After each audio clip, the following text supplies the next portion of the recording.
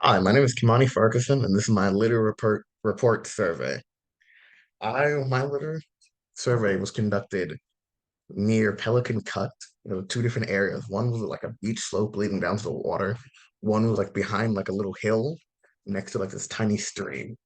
You could see it right here and up in the riverside of the stream location.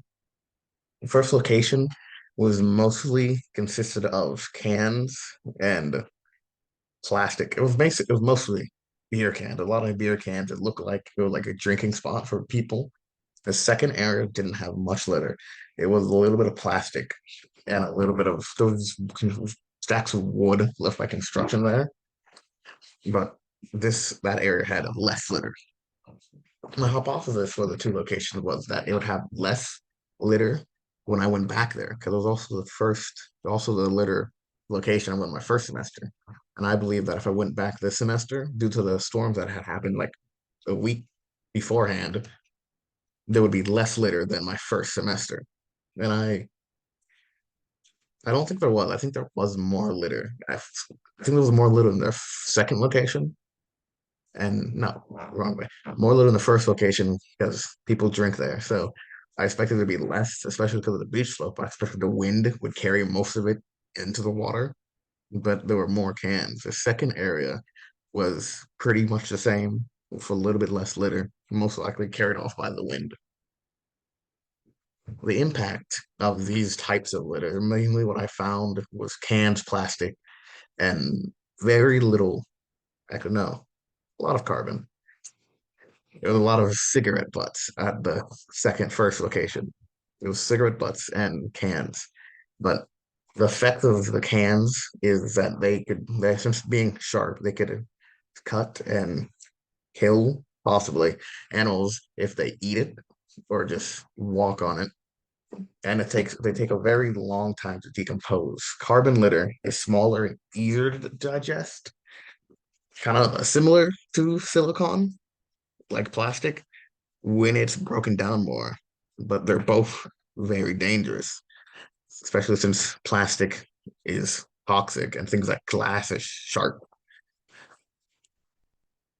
Carbon, with a cigarette, one of the main two things that I found, it has a decomposition time of around 10 years. Cardboard has around 30 years. Things like metals like aluminum foil and cans are like around 100 years. Aluminum foil can it's like in between because depending on how thin it is, it can decompose quicker, but it's around that.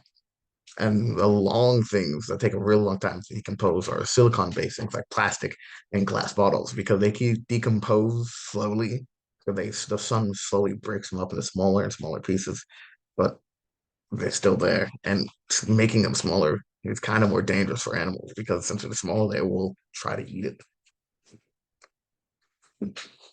On the beaches, it's a big problem on beaches because a lot of trash gets washed up onto beaches or they get washed out into the water. When they get washed up onto beaches, it either just stays there for a while or it gets picked up by people, like us doing litter surveys and cleanup crews. But when it gets washed out into the water, it can gather up if it's not ingested by something or gets stuck around an animal. It can like plump up in the ocean. It makes trash islands.